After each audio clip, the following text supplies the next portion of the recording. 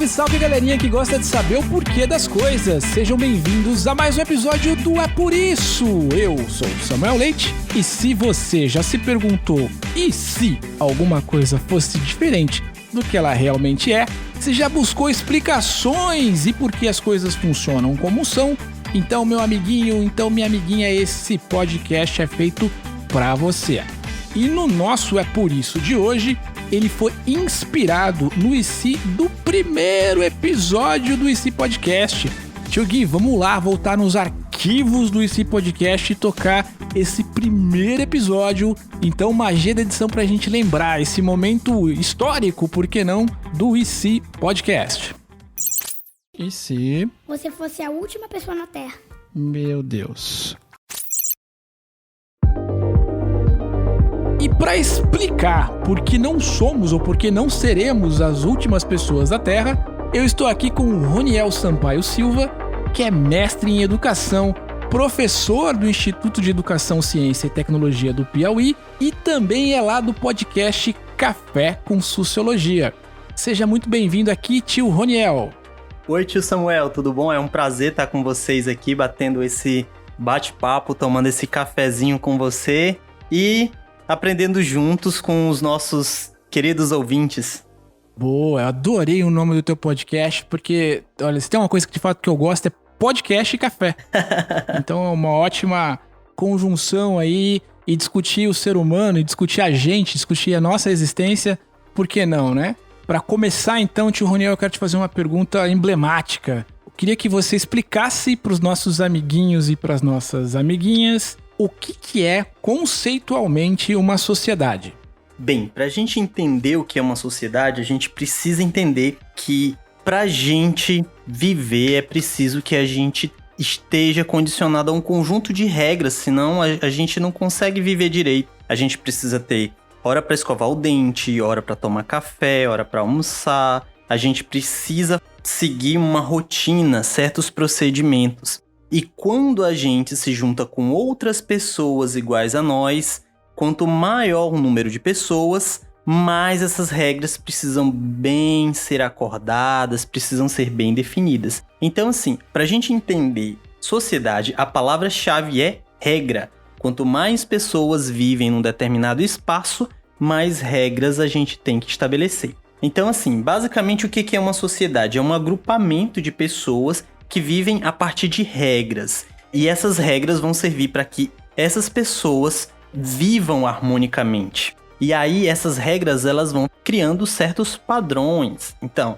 a gente geralmente almoça em determinado horário, escova dente em determinado horário, usa um determinado fardamento para indicar que a gente vai para a escola. E cada sociedade, aí a gente não tem só uma sociedade humana geral. Cada sociedade ela começa a definir bem as suas regras. Então, essas regras elas são definidas a partir de espaços. A família da gente é uma espécie de micro-sociedade que vai ter regras. Às vezes, as regras da nossa casa são diferentes das regras que a gente tem na escola e em outros espaços. E é por isso que a sociedade ela depende muito da forma como a gente se comunica, da nossa linguagem. E aí, esse agrupamento, essas regras, esses padrões, tudo isso é que a sociologia entende que seja a sociedade. Será que eu expliquei bem? Será que ficou claro? Acho que sim. Bom, eu entendi. Eu entendi, acho que os nossos amiguinhos também entenderam. Aliás, eu queria até para reforçar um pouco, para ver se de fato eu tô por dentro aí, digamos assim, da maneira como você explicou, tio Roniel. Eu queria que você explicasse pra gente o seguinte, conceitualmente também, os homens das cavernas já viviam em comunidades, em sociedades?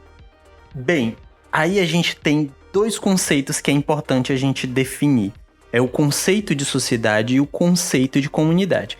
Parecem coisas que são sinônimos do nosso ponto de vista cotidiano, mas para a sociologia ela define bem, ela separa bem o que é comunidade e o que é sociedade. Por exemplo, a comunidade ela é ligada por questões afetivas. Então, seria algo próximo da nossa família, da nossa vizinhança. São pessoas que a gente tem uma estima, que a gente tem uma consideração, que a gente tem uma proximidade e a gente respeita essas regras para conviver com essas pessoas muito mais por afinidade, muito mais por afetividade e proximidade.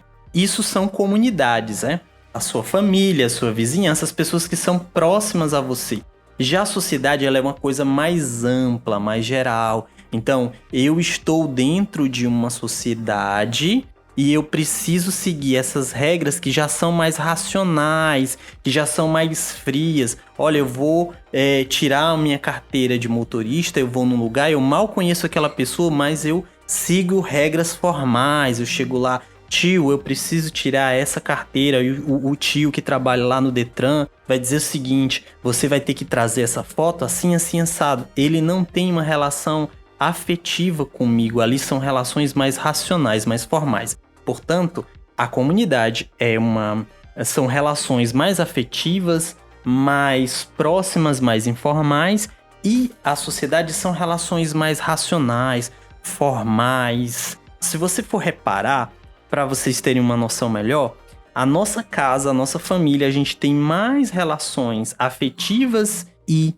informais. Já na escola é aquela formalidade: olha, você precisa, garoto, ir para a diretoria para conversar com a diretora porque você se comportou mal. Então lá tem toda aquela formalidade, aqueles protocolos. Eu vou preencher essa fichinha porque você não se comportou direito. E aí essa é a diferença. Aí, para poder a gente entender a pergunta que você fez, a gente precisa contextualizar melhor, né, esse conceito de comunidade e sociedade.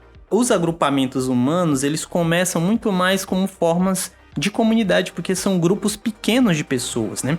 Aí a gente vai ter, a partir da nossa configuração, assim, próxima que a gente tem de família, né? O pai, a mãe, o tio, porque cada sociedade ela vai ter uma configuração diferente. Nem toda sociedade ela tem essa mesma configuração de parentesco. E aí, a quantidade de indivíduos vai ser proporcional à quantidade de recursos que aqueles indivíduos podem mobilizar, e também vai ser proporcional à quantidade de indivíduos que aquela sociedade acha que pode ter. Porque, enfim, tem comunidades que têm extrema abundância, grupos indígenas isolados, mas eles não fazem questão, por exemplo, de ter muitos filhos. Para o julgamento deles, para a cultura deles, aquela quantidade de indivíduos é razoável. A partir do momento em que a gente tem aí uma explosão de novos indivíduos vivendo sobre o mesmo teto, sobre as mesmas regras, essas relações, né, ao longo da história, elas passam a ser mais complicadas, assim. Então, as regras elas vão ficando mais formais. Então, a gente pode dizer o seguinte, que os homens das cavernas, eles têm mais relações afetivas, são grupos de pequenos indivíduos. E a partir do momento em que esses grupos vão deixando de ser comunidades para se tornar grupos maiores e se tornar sociedades, aí as regras começam a ficar mais rígidas, mais formais, mais racionais, digamos assim. Como é que seria viver num espaço onde não houvesse, então, sociedade? Será que isso é possível de se perceber? Bem, se a gente for imaginar o seguinte: nós, antes de sermos seres humanos, nós somos animais. E alguns animais na natureza, eles se organizam em sociedades, né? As abelhas se comportam em sociedade, se organizam em sociedades. Os lobos se organizam em sociedades. Mas nós, seres humanos, a gente tem uma característica especial, que nós nos organizamos em sociedade de forma extremamente dinâmica. Olha só os lobos. Há 1000 anos atrás eles se organizavam de uma forma e hoje em dia eles se organizam de forma muito, mas muito parecida. Agora vê o quanto nós, seres humanos, nos modificamos enquanto organização social de 1000 anos para cá. É uma mudança absurda. É como se a gente deixasse de ser sociedade, de certo modo a gente deixa de ser humano. Porque toda a nossa inteligência, a neurociência vai mostrando que a gente desenvolve nossa inteligência a partir da interação com outros sujeitos, a partir da observação, da expressão facial de outros sujeitos, a partir de que outros indivíduos vão ensinando pra gente o que é certo e errado, a partir da validação do grupo. Olha só, você aprende matemática não é só porque matemática é legal, mas porque os teus colegas começam a dizer assim: poxa, o tio Samuel é muito bom em matemática e o tio Samuel fica feliz. Como nós somos seres sociais, aquilo deixa a gente numa satisfação tão grande, não é?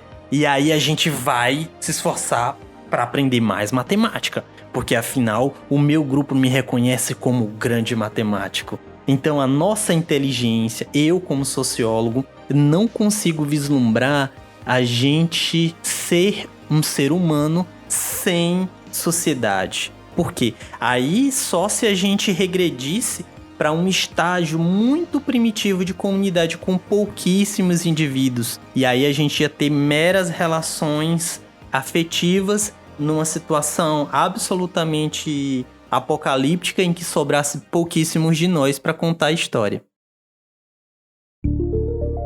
Agora eu queria te fazer uma pergunta derradeira aqui, que seria, de fato, uma tragédia, efetivamente, mas eu queria ouvir as suas reflexões, tio Roniel, que é o seguinte: se fosse, eventualmente, uma grande tragédia que tivesse acontecido e só existisse uma pessoa na Terra, e essa pessoa fosse você, por exemplo, como é que seria a vida, na sua opinião, tio Roniel? Bem, essa pergunta me instigou a imaginação de um jeito.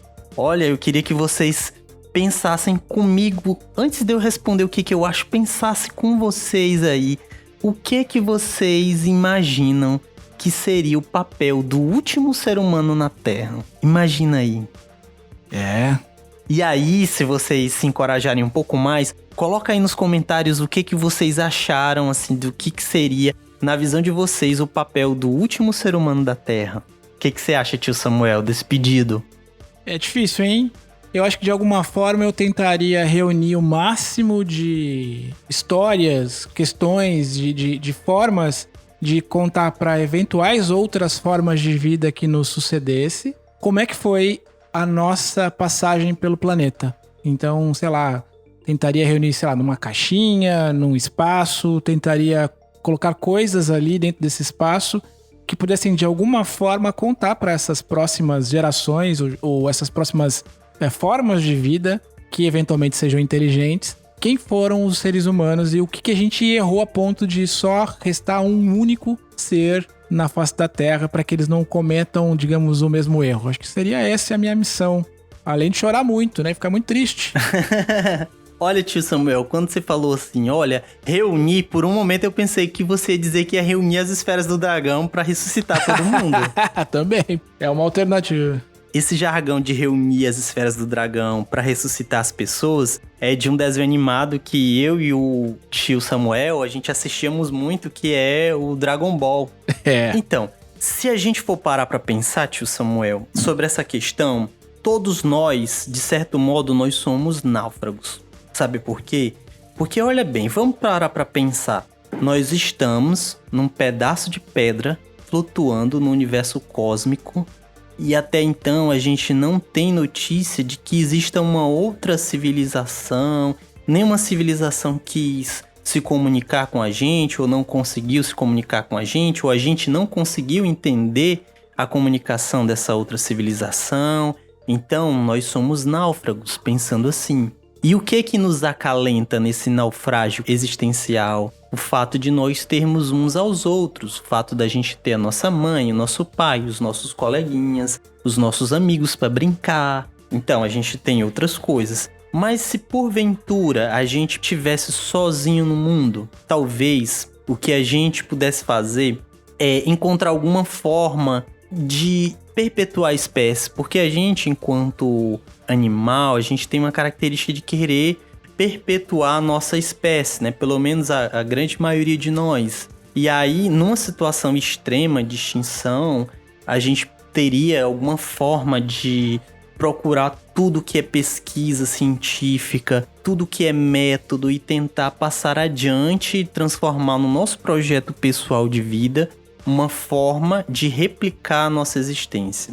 E aí, além disso, eu acho que a sua resposta, tio Samuel, é muito boa. A gente contaria a nossa versão da história, a gente tentaria de algum modo... Você lembra que eu comentei sobre os náufragos? Os náufragos, geralmente, o que eles fazem? Eles têm um diário no qual eles contam sobre as jornadas deles. E aí tem uma história muito legal de um náufrago chamado Robinson Crusoe, que se tornou um livro maravilhoso que eu acho que os nossos ouvintes vão gostar de ler. E vão gostar de ler com os pais. De certo modo, a gente pode dizer que cada um de nós é um pouco Robinson Crusoe, porque nós somos náufragos.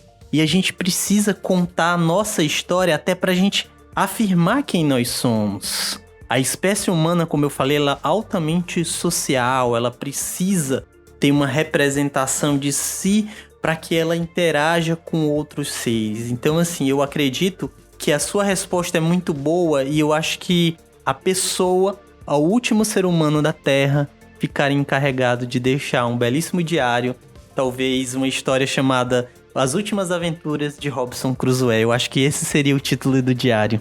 Muito bem, muito bem. Então, tio Gui, é por isso que tanto eu quanto o tio Roniel não somos a última pessoa na Terra. Olha só, tio Roniel, muito obrigado de verdade pelo teu tempo, pela explicação, pelo bate-papo que a gente teve. E eu queria muito que você passasse os seus links, enfim, falasse um pouquinho do seu podcast, para quem quiser continuar essa história, para quem quiser de alguma forma continuar a conhecer o teu trabalho, possa te acompanhar aí nas redes sociais.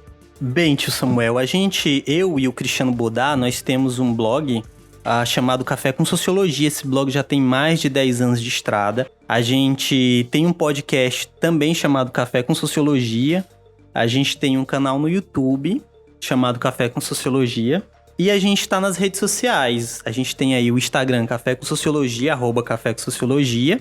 Tem o Facebook também, @Café com Sociologia. E nós estamos aí no intuito de ajudar professores, ajudar estudantes a aprender sociologia e também, por que não, aprender todos juntos essa ciência maravilhosa que nos ajuda a entender quem somos. Muito bom! Olha, mais uma vez, obrigado, viu, tio Roniel, pelo seu tempo, por essa jornada breve, mas por esse café tão bacana que a gente tomou virtualmente juntos aqui. E até uma próxima oportunidade. Eu que agradeço, tio Samuel. Eu estou aqui disponível para os nossos próximos bate-papo e muito sucesso no teu programa. Eu vou ouvir muito com o meu filhote, o Eliel, para a gente entender os ICs que vão aparecer daqui por diante. Muito bem. Então até mais, pessoal. Tchau, tchau. Tchau, tchau.